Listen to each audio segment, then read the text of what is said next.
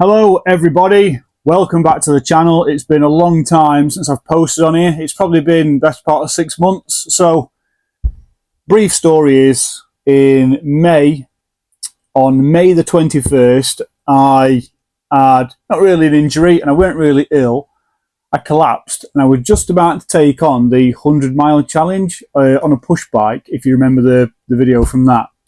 The Team Saracen Traverse 6061 Aluminium. That following morning, I had the bike ready on back at car, ready to go to a big reservoir near here and just to lap it and lap it and lap it and do 100 miles in one day. And it all fell through. I answered door at about 7 o'clock in the morning for a parcel, which were weird enough anyway. As I answered door, waiting for this woman to scan it and sign it off on her device, I actually passed out. I woke up about 10 minutes later, completely out of it, no idea what was going off. The worst thing is, I answered door in a towel, and when I came round, I remember seeing not much of a towel on me anymore. I was completely naked, so massive apologies for that. That was in May. It was 21st of May. That's how far back that way, and we are on the 21st of November. I haven't done any challenges since. I've not took part in any. I've wanted to, but the aim this year in 2025 was to do a challenge every month. So January, February, March, April, I got all them done. I think I got the 3 medals in the first 3 months. The second 2, there were no medal required. I think a few t-shirts and what have you. Clocked up a fair few miles, fair few kilometres for some great charities and raised a bunch of money. But it was definitely May 21st, I just fell. No idea what happened. I went for loads of checkups. They said everything was fine. The delivery driver actually got in touch and said, you had a seizure. And she dealt with seizures quite a lot. And she said you had a seizure. So I went and gave all that information to the doctors again and told them, and they were absolutely adamant. After a few tests, I had my bloods done. I went for an ECG test.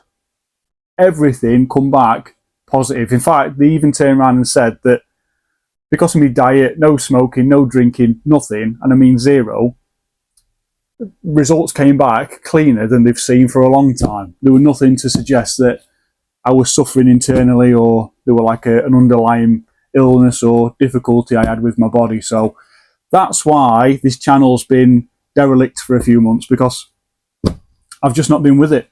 I still, and from that day when I collapsed, I've still got very minimal taste. Up until about a month ago, I started, I think, tasting something. But up until that point, from May the 21st, I could eat anything and there was no taste whatsoever. So there were a lot of really scary scenarios going through my head at times. So for everyone wondering, which I know there's nobody subscribed to this channel, I know barely anyone follows it.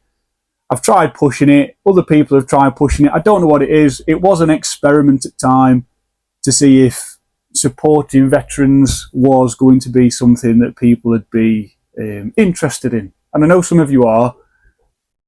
But anyway, that's the explanation over with for the channel. What I want to talk to you about today is ex-military.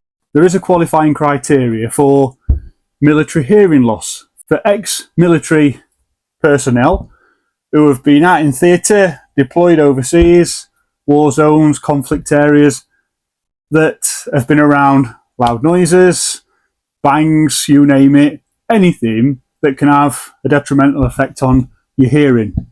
And I kept getting loads of prompts about hearing loss. And I'm not going to say it's a scam, but I'm not there yet. So this is going to be a bit of a experiment, if you will. I'm ex-forces. I've deployed overseas to war zones, loud noises, mortar fire, 50 cal, you name it, pretty much all weapon systems you can name. I've fired them all, I've been around them all, and IED blasts, grenades, you name it. So I do fall into that qualifying criteria. So I saw one particular organisation that were involved in this military hearing loss claim that we all keep seeing it all over social. So that organisation is called Veterans for Veterans. There's loads of others. I've seen them everywhere. I've seen comments. I've also seen comments on a lot of these organisations' posts where it's a scam, I've applied, heard nothing, stole my data, blah, blah. I thought, you know what, I'm going to go for it. This one seems trustworthy. Veterans for Veterans has quite a good catalogue on their website. It looks legit. It looks professional. There's a lot of contact information there. One of the things that stood out for me was there were areas of feedback that I managed to find in the matrix of our online internet system where people were actually very positive in the response that they've got and the feedback from Veterans for Veterans. So I thought, you know what, I'll give this one a go and see what happens. Well, I filled out a simple application form online, followed a link on Facebook, of all places, on the Veterans for Veterans page. That then got uploaded to a system at their end, which triggered a phone call back to me to book in probably a 40-minute phone call where I went through a questionnaire with somebody. Luckily, it was an ex-serviceman. I think they get ex-servicemen to do it as well, just so there's a bit of rapport there before you start. Went through the whole questioning. Guy were really nice. They know what you're talking about. I think it makes sense to have someone who's a bit military upheld in the red, so they understand what you're saying.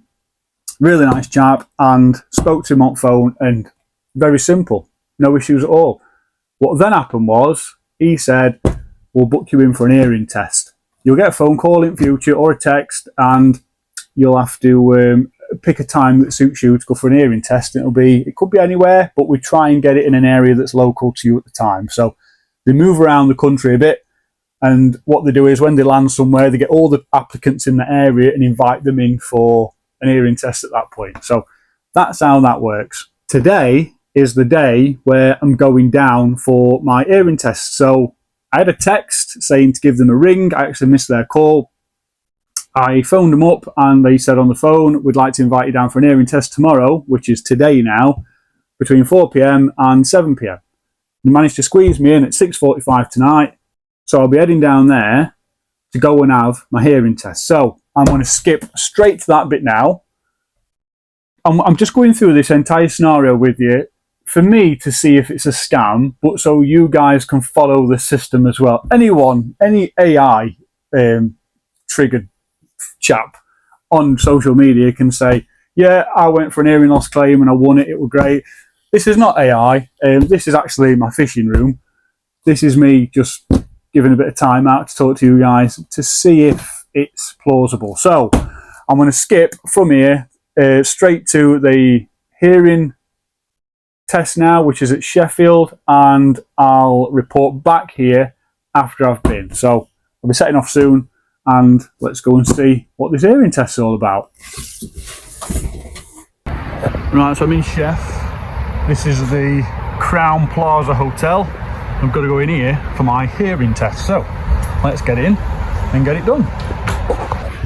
So I've actually gone in there. I've now got to come up here, and the clinician is up this way, but all Sheffield city centre here. So let's get up here and see what this hearing test is all about. So all done. Sorry, it is a bit dark.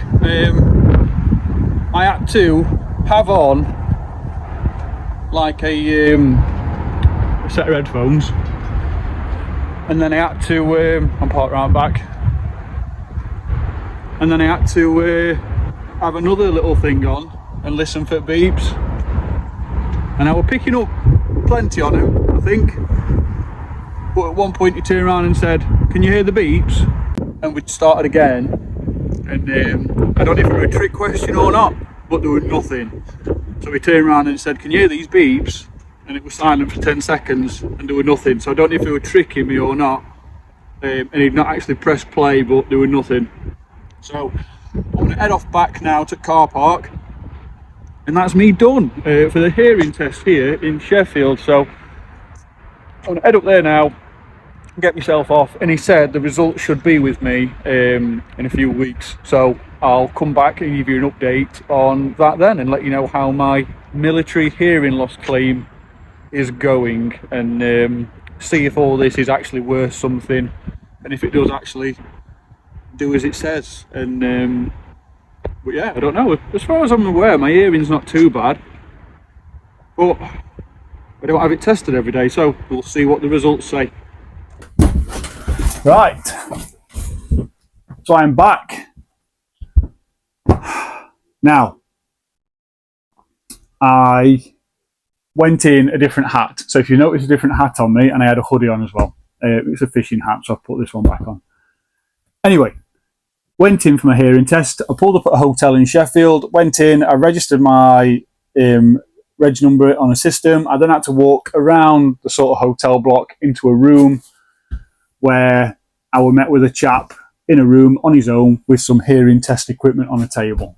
I walked around the table, he told me to sit down, and not really much talking between us both. He probably just wants to get through as many as he can this time of night on a Friday afternoon. No one wants to be seeing if someone can hear or not, do they? So I sat down, he gave me a set of headphones to put them on, and it is just like, from what I recall, the hearing test that you do before you actually join the army. Or I think you do one when you're in. I can't remember, but I know I did one back in the day anyway when it come to joining military.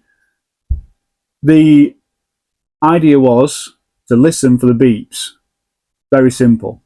Very, very simple. And yes, I heard some.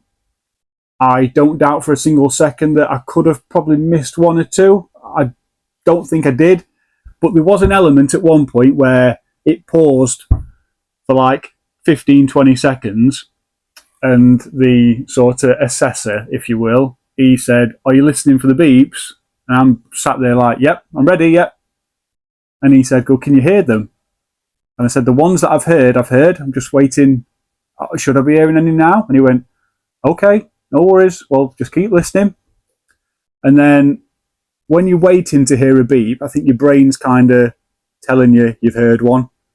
So I have to just sit it out, and you have a little button to press and just wait out for anything that I know is a prominent and audible beep, and it's not just my brain telling me. And there were a couple, don't get me wrong, there were a few, so not completely deaf. You know, I think I do just fine when I'm just going about my daily business. But the old idea about hearing loss through the military is we don't always know what we're not hearing. So if we do a hearing test and it turns out that our hearing's not great, it's not that we've ever noticed it. It's just that we've never heard anything or misheard something to suggest that, or maybe I'm suffering with my hearing. But there's an amalgamation of things that come with hearing loss.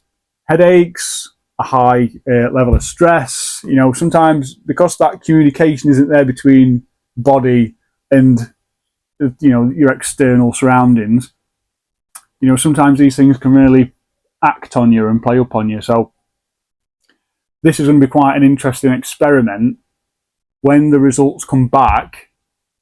And I don't know what will happen with the hearing loss claim. There's billions, by the way, to be given out for people that have suffered through going through war zones and operational theatres.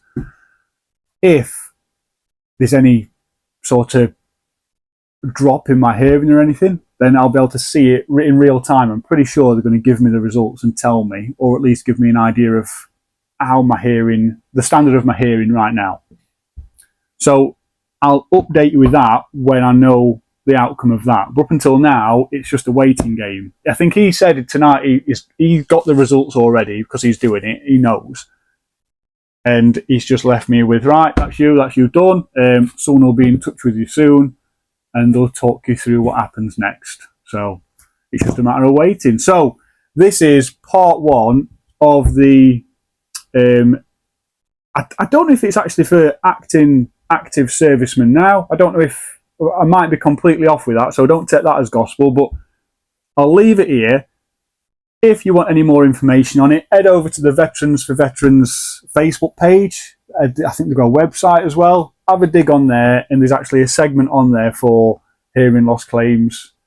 You have to provide who you served with, service number, sensitive info like date of birth, all that stuff. And it is quite, I'm not a guy that's got millions to be stolen. I'm quite a discreet person when it comes to information and my lifestyle. There's a lot of information I can give out there and people can really damage it. It doesn't affect me. It can affect other people severely, but it doesn't affect me. That's why I've gone in head first with this one. So I'm quite trusting in them. I think Veterans for Veterans, I think it's going to turn out to be one of them like diamond in the rough ones, and I think these people are quite genuine. But that's why I'm making this video. So any veterans out there, anyone that's ex-service, anyone that's gone into loud theatres, and some of you guys have done like 12 tours all around the world. Yeah, I've done one. So some of you guys have done 12 tours. You might have been out at military for 10 years now. So if anything comes of this, I just want you to take note of it. It might be relevant for you.